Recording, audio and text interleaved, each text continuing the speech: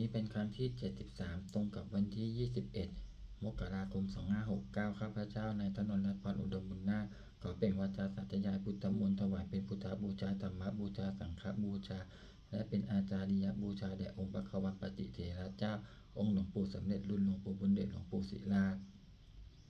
ตลอดทั้งครูบาอาจารย์ผู้เป็นเจ้าของวิชาจินดามณีขอเทพเทวดาเจ้าทั้งหลายโปรดจงมาอนุโมทนาในการสวดสัตยายของข้าพเจ้านี้ขออนุภาพคุณพระรัตนตรัยครูบาอาจารย์และเทพเทวดาทั้งหลายโปรดจงบันดาลให้จิตของข้าพเจ้าเป็นสมาธิอันควรแก่การสวดสัตยายมนต์ต่อไป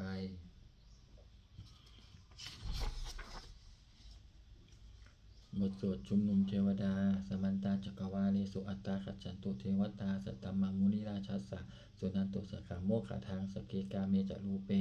กีริสิขาลตเตจันตลิเขวิมาเน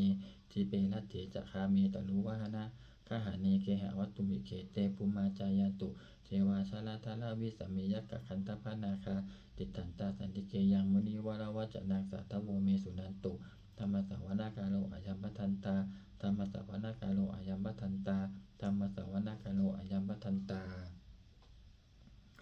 บทสวดนามาการสิทธิคาถานะโมตัสสะภะคะวะโตอะระหะโตสัมมาสัมพุทธัสสะนะโมตัสสะภะคะวะโตอะระหะโตสัมมาสัมพุทธัสสะนะโมตัสสะภะคะวะโตอะระหะโตสัมมาสัมพุทธัสสะบทสวดสัจจกิริยาคาถานัตถิเมสานังอัญญังพุทโธเมสานังวรังเอเตนะสัจจวัชเชนะสตถิเมโหตุสัพพทานัตถิเมสานังอัญญังธัมโมเมสานังวรังเอเตนะสัจจวัชเชนะสตถิเมโหตุสัพพทานัตถิเมสานังอัญญังสังโฆเมสานังวรังเอเตนะสัจจวัชเชนะสตถิเมโหตุสัพพทา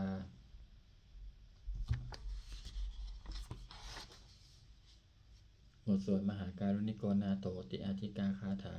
มหาการุณิโกนาโถอัฏฐายะสัพพปานินางปุริตวาปารมีสัพพปโตสัมโพธิมุตตมังเอเตนะสัจจวัชเชนะมาหุตุสัพพุปัทวามหาการุณิโกนาโถหิตายะสัพพปานินางปุริตวาปารมีสัพพปโตสัมโพธิมุตตมังเอเตนะสัจจวัชเชนะมาหุตุสัพพุปัทวามหาการุณิโกนาโถสุขายะสัพพปานินางปุริตวาปารมีสัพพปโตสัมโพธิมุตตมังเอเตนะสัจจวัชเชนะมาโหตุสัพพุปัทถวา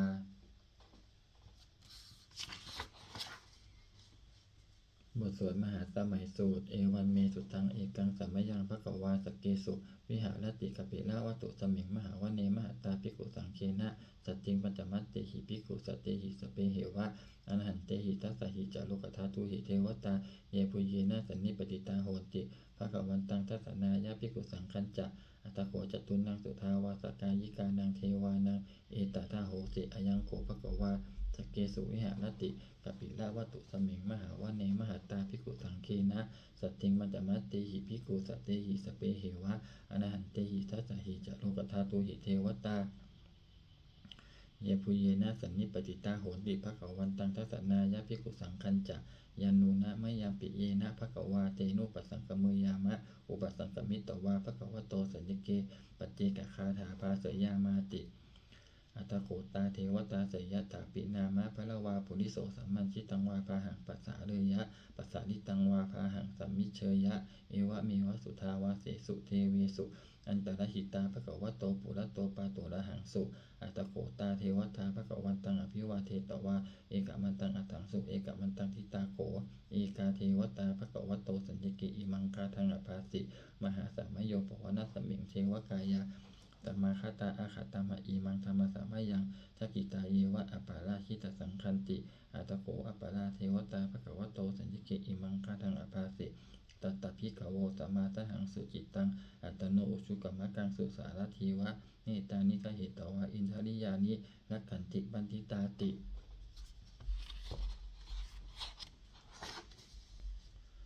อัตโขอปาราเทวตาภควโตสัญญเกอิมังคาทังอภาสิเฉตวาขีลังเฉตวาปลีคันอินทขีลังโอหัจจมะเมชาเตจนันติสุทาวิมลาจักขุมัตตาสุทันตาสุโสนาคาติ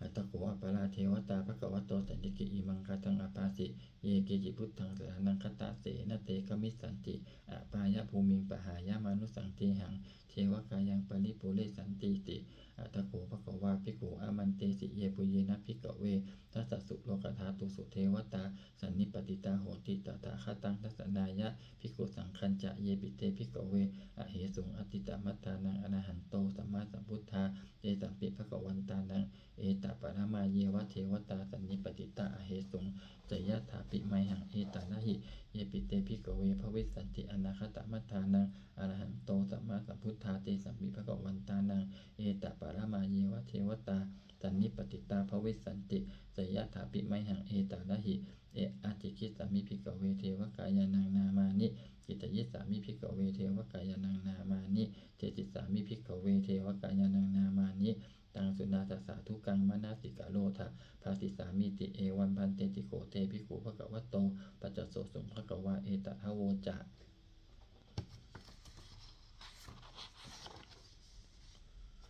สิโลกามานุกัสสามิยะตะภูมาตถสิตาเยสิตาคิริคัพพลังปหิตตาสมาหิตาปุถุสิหาวสัลลีนา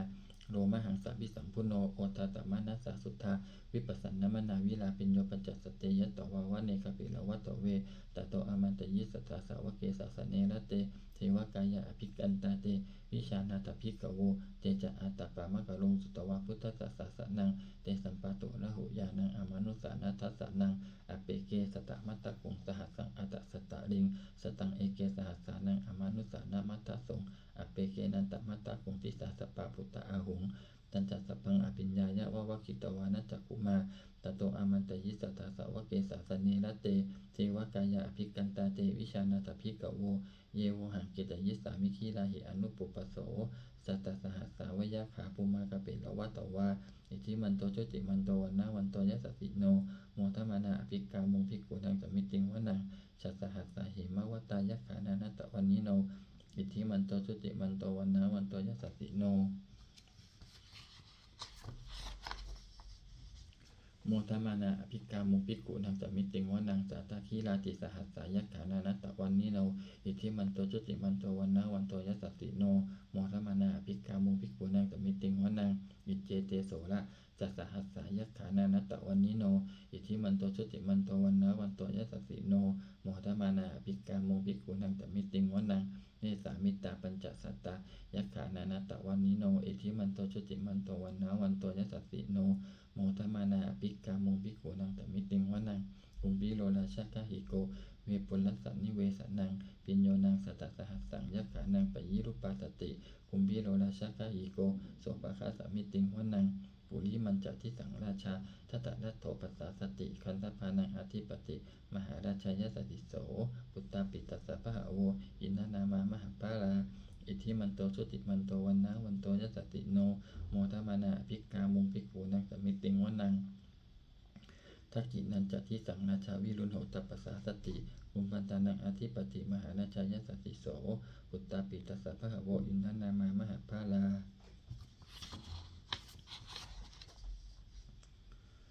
อิทิมันโตชุติมันโตวันนะวันโตยสัสสิโนโมทมานาภิกามุงภิกขุนังสมิติงวะนังปัจฉิมันตติสังราชาวิรูปโขปัสสาสตินาคานังอธิปติมหาราชายสติโส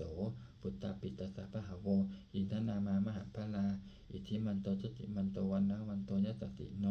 โมทมานาภิกามุงภิกขุนังสมิติงวะนังอุตตรัญจติสังราชาโกเวโรตปัสสาสติยะขานังอธิปติมหาราชายสติโสปุตตาปิตัสสะพะโวอินทนามามหาปาลาอิทิมันโตจุติมันโตวันนะวันโตยสสิโนโมทมานาอภิกามุงภิกขุนังสมิติงวะนังปุริมาทิสังทัตตะรัตโถตักขิเนนะวิรุณโกปัจฉิเมนะวิรูปโกกุเวโรอุตตรังทิสังจัตตาโลเตมหาราชาสัมมันตาจตุโลทิสาทัตทัลละมานะอัตถังสุวเนกปิละวัตตเวเตสังมายาวิโนทาสาอาคูวันจนิกาสัทธามายากุเตนทุเวเตนทุวิภูจะวิภูโตสหะจันตโนกามาเสโตจะกินนุขันตุนิขันตุจะปะนาโทโอปะมัญโยจะเทวสุโตจะมาตาลิกิตเสโนจะคันตโพนโรราชาชโนสัพโพ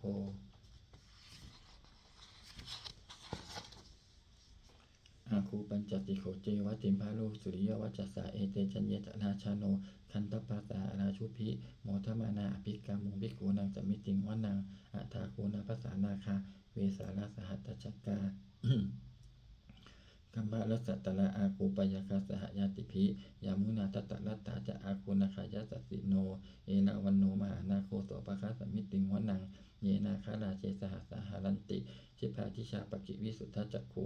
เวหายาสาเตวนามัจจปัตตาจิตตาสุปนาอิติเตสะนามังอาภายันตทานาคาราชานามาติสุปนโตเขมะมะกาติพุทโธสันหาหิวาจาหิอุปวหยันตา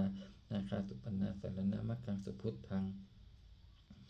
ชิตาวชิระหัตเถนะสมุทังอสุราสิตาภาตโลวสวัสเสเตอิทิมันโตยสัสสิโนกาลกัญจามหาภิสมาอสุราธานาเวคัสสาเวปจิติสุจิติจะปหาราโทนะมุจิสหะสตัญจะภริปุตตานังสเพเวโรจนามักกาสันนหิตวาภลิงเสนังนาหูปตามุปาคามุตามโยธานิพัตันเตภิกขุนังสัมมิติงวนัง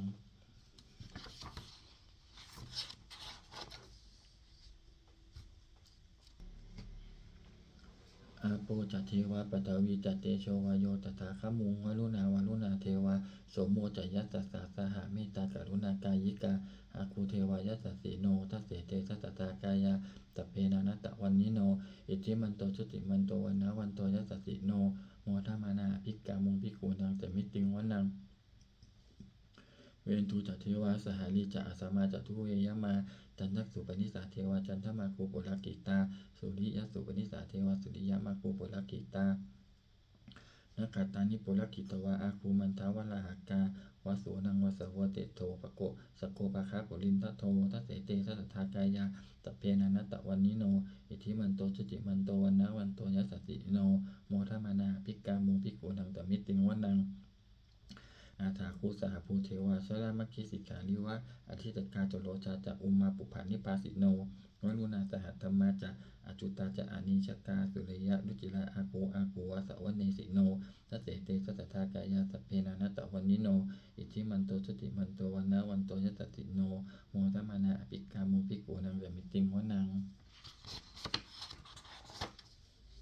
สมานามหาสมานามานุสามานุสุตตมากิทาปตูสิกาอากูมโนปตูสิกาอัฏฐาคูหาระโยเทวาเยจะโลหิตวาสิโนปาราคามหาปาราคาอาคูเทวายสัสสิโน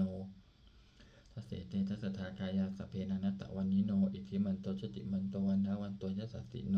โมทมานาอภิกามุภิกขุนังสมิติงวนังสุกากรุมหาอารุณาอาคูเวคานาสาสหะโอทาตะไคหาปามุขาอาคูเทวาวิจักขานาสัทธามัตตาหาราคชามิสกาจยะสัสสิโนทนยังอาคาปชุนโนโยติสาอภิวัสสติทัสเสเตทัสสทากายาสเพนานัตตะวันนิโนเอธิมันโตชติมันโตวันนะวันโตยัสสสิโน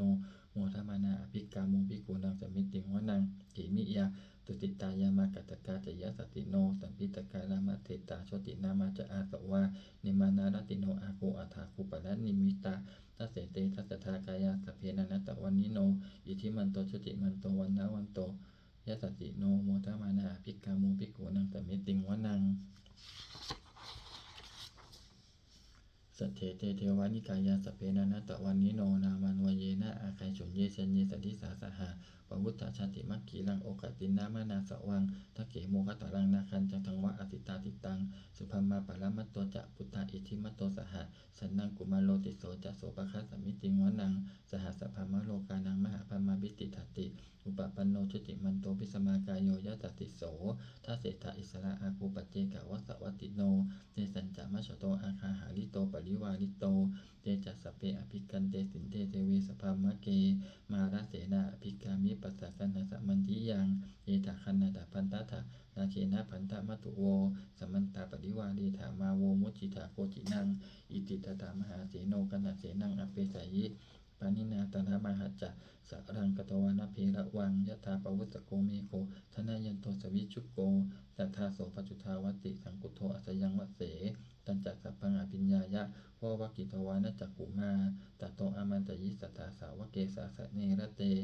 มาราเสนาอภิกันตาเตวิชานาสภิกขโว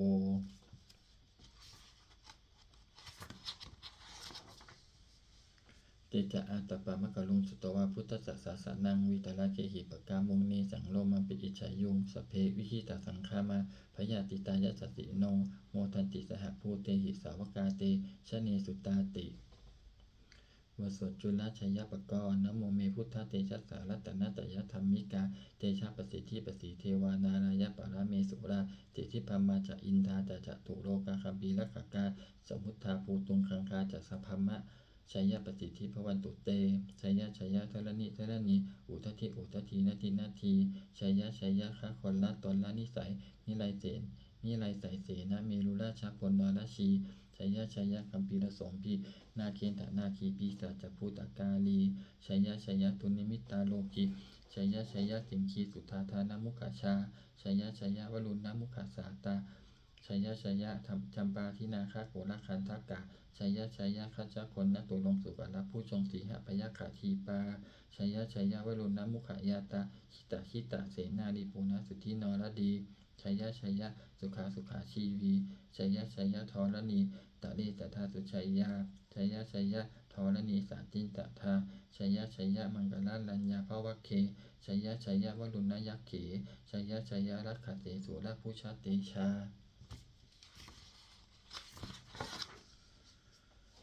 ชัยพัมเมนทคนาชัย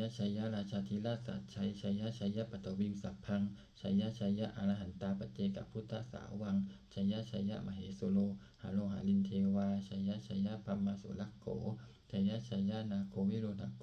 วิรูปโกจันทิมาลวิอินโดจะเวนัตโยจะปุเวโรวาลุโนปิจะอคิวายโยจะปาจุนโหกุมาโลทัตตะรัตโกอัฏฐารสะมหาเทวาทิตาปัสสะอาทะโยอิสิโนสาวกาสภาชัยนาโมภวันตุเต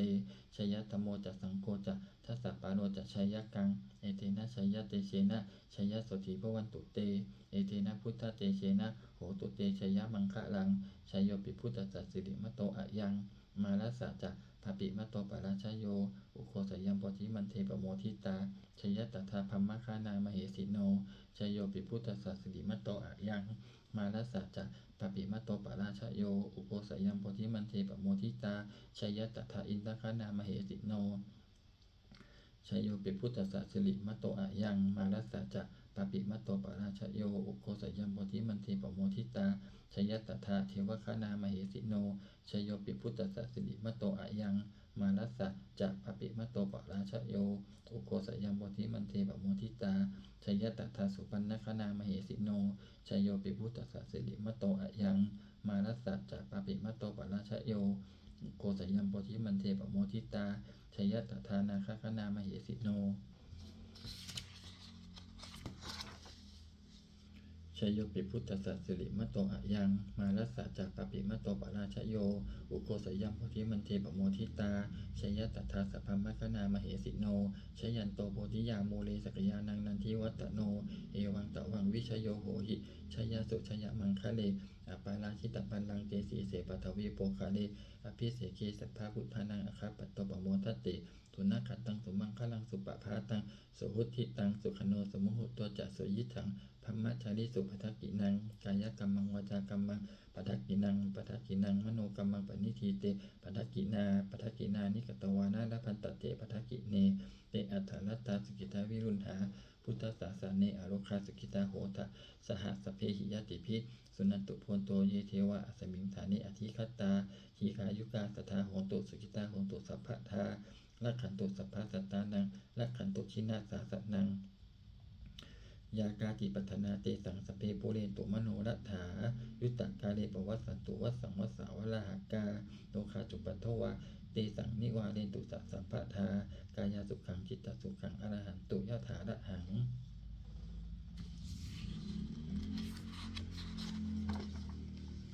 บทสวดธรรมนิยามสุตตังเอวันเมสุตังเอกังสมยังภควาสาวัติยังวิหารติเชตวะเนอนาคปิญญิกัสสะอาราเมตัตตะโคภควาภิกขุอามันเตสิภิกขโวติพระทันเตติเตภิกขุภควโตปัจจโสสงภควาเอตถาโวจะอุปาทาวาภิกขเวตถาคตานังอนุปาทาวาตถาคตานังทิตาวสัทธาตุธรรมทิตตาธรรมนิยามตาสเพสังขาระอนิจจาติตังตถาคโตอภิสัมพุชติอภิสัมเมติอภิสัมพุชิตวาอภิสัมเมตวาอาจิกติเตเสติปัญญเปติปัตตเปติวิวารติวิภัชติอุตานิกโรติสเปสังขาระอนิจจาติอุ อุปาทาวาภิกขเวตถาคตานังอนุปาทาวาตถาคตานังทิตาวาสาธาตุธรรมทิตตาธรรมานิยามตาสัพเพสังขาราทุกขาติตังตถาคโตอภิสัมพุชติอภิสัมเมติอภิสัมพุชิตวะอภิสัมเมตวะอจิกติเทเสติปัญญเปติปัตถเปติวิวารติวิปัสสติอุตตานิกาโรติสัพเพสังขาราทุกขาติอุปาทาวาภิกขเวตถาคตานังอนุปาทาวาตถาคตานังทิตาวสาธาตุธรรมทิตตาธรรมนิยามตาสัพเพธัมมาอนัตตาติตังตถาคโตอภิสัมพุชติอภิสัมเมติอภิสัมพุชิตวะอภิสัมเมตวะอจิกติเทเสติปัญญเปติปัตถเปติวิวารติวิปัสสติอุตตานิกาโรติสัพเพธัมมาอนัตตาติอิทามะโวจักภควาอัตตมนาติภิกขุภควโตภาสิตังอภินันทุนติ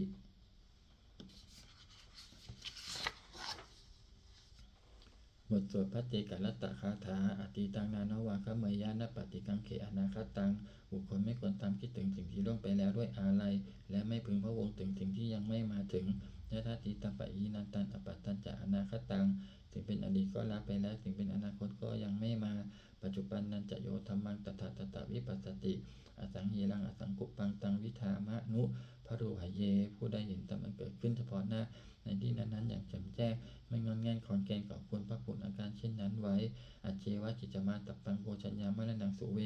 ความเพียรเป็นกิจที่ต้องทำวันนี้ใครจะรู้ความตายแม้พรุ่งนี้นาหิโนสังกัลันเตนะมหาเสเนนะมัจจุนาเพราะการปรับเพี้ยนต่อมัจจุราชซึ่งมีเสนามากย่อมไม่มีสำหรับเราเอวังวิหาริมาตาปิงอโหรัตตมัตตันทิตัง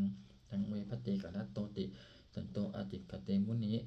ผู้สงบย่อมกล่าวเรียกผู้มีความเพียรอยู่เช่นนั้นไม่เกียจคร้านทั้งกลางวันกลางคืนว่าผู้เป็นอยู่แม้เพียงราตรีเดียวก็น่าชม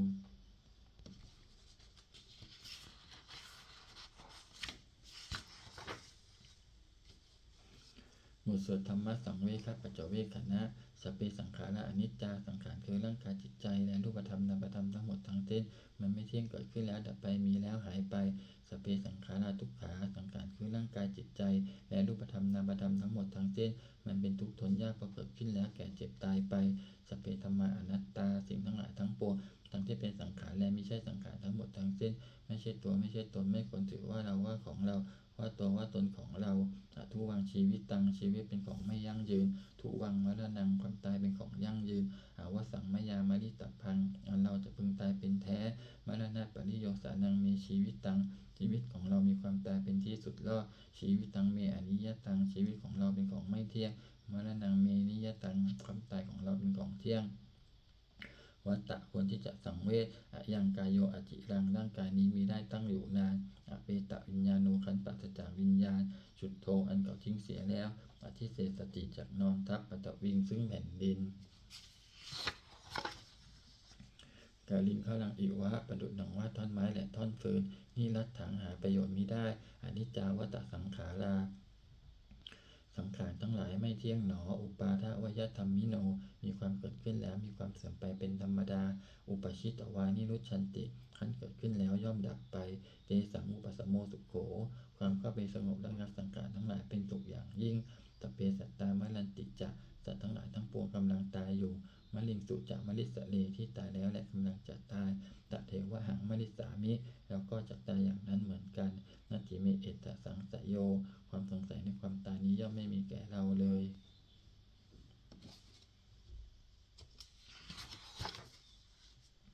บทสวดเมตตายังกินจิกุสลังกัมมังสเปหิพัตเตหิกตังปุญญังโนอนุโมทันตุสุนันตุโพโตยีเทวะสมิงธานีอธิคตาทีคายุกาสตาโหนตุสุขิตาโหนตุทุกขาปมุญจันตุมาตาปิตาสุขิตาโหนตุทุกขาปมุญจันตุสัพเพยาติกาสุขิตาโหนตุทุกขาปมุญจันตุสัพเพอยาติกาสุขิตาโหนตุทุกขาปมุญจันตุสัพเพปิสาสัพเพยะขาสัพเพเปตาสุขิตาโหนตุทุกขาปมุญจันตุสัพเพอาจาริยุปชายะสุขิตาโหนตุทุกขาปมุญจันตุสัพเพนัคตาสุขิตาโหนตุทุกขาปมุญจันตุสัพเพเทวาสุขิตาโหตุทุกขาปมุญจันตุสัพเพสามาตินังสมิจฉันตุโวบทสวดบูชาหลวงปู่ทวดนะโมโพธิสัตโตอาคันติมายะอิติภควานะโมโพธิสัตโตอาคันติมายะอิติภควานะโมโพธิสัตโตอาคันติมายะอิติภควา ปฏิทานคาถายาเทวตาสันติวิหารวาสินีถูเปคะเลโพธิคะเลตะอิงตาธรรมธานีนะพระวันตุปูชิตาโสติงกรณเตตวิหารมันทะเลเทราจัมัจจานวกาจพิกโวสารามิกาธนปฏิอุปาสกาคามาจเทสานิคมาจอิสาราสัปปานาภูตาสุกิตาพระวันตุเตชลพุชาเยปิจอันตสัมภวาแสงเตชะชาตาอัตโวปาติกานิญญานิกังธรรมวลังปจิจจเตสเพปิทุกขสักกะโลตุสังขยังหาตุติลังสตังธัมโมธรรมัทราจปุคลาสังโฆโหตุสัมมโควะอัฏฐายะจะหิตายะจะอัมเหระกตุสัทธัมโมสเพปิธรรมจาริโนพุทธิงสัมปะปุเนยามะตเมอริยปเวทิเตปัสสนาโหตุสเพปิปานิโนพุทธศาสเนสัมมาทารังปเวชันโตกาลิเทโวปวัสสตุวิธิภาวายะสัตตานังสมิทังเนตุเมทะนิงมาตาปิตาจะอัตชังนิจังรักขันติปุตตะกังเอวังตเมนะราชาโนปัจฉังรักขันตุสัพพทาเทวตาอุโยชนะคาถาทุกขปัตตาจนิทุกขาพยาปัตตาจนิพยาโสขปัตตาจนิโสกาโหตุสเปปิปานิโนเอตาวัตตาจะอเมหิสัมปัตังปุญญสัมปัทังสเปเทวานุโมทันตุสัพพะสัมปติสิทธิยาทานังทัตันตุสัทธายะสีลังรักขันตุสัพพทาภาวนาภิรตาโหตุขัดจันตุเทวตาขัตตา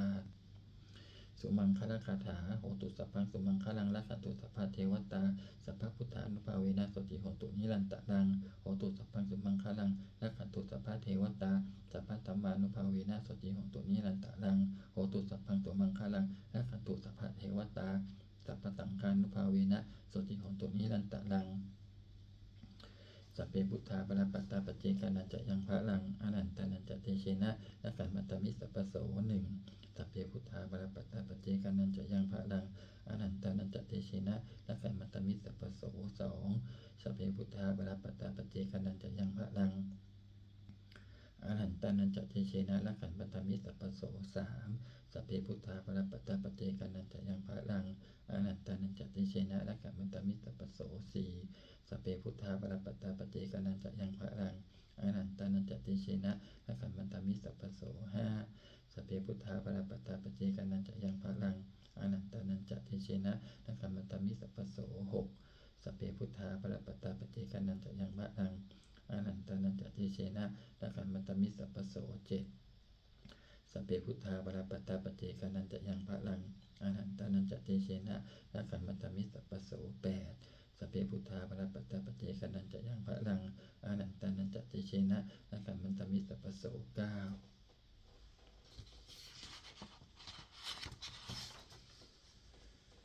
ด้วยอำนาจแห่งบุญกุศลที่ข้าพเจ้าได้สวดสัตยายพระพุทธมนต์นี้ข้าพเจ้าขอน้อมกราบอุทิศถวายเป็นพระราชกุศลแด่สมเด็จพระนางเจ้าสิริกิติ์พระบรมราชินีนาถพระบรมราชชนนีพันปีหลวงผู้เสด็จสู่สวรรคาลัยขออานิสงส์แห่งบุญกุศลนี้จงเป็นสัพพสิริมงคลแก่ข้าพเจ้าให้แคล้วคลาดปลอดภัยจากทุกโศกโรคภัยอันตรายทั้งปวงให้ไม่แหล่งรายได้อาสุจริตมั่นคงเป็นสามารถอาชีพอันชอบทำคำว่าไม่มีอดอยากยากจนขออย่าได้มีแก่ข้าพเจ้า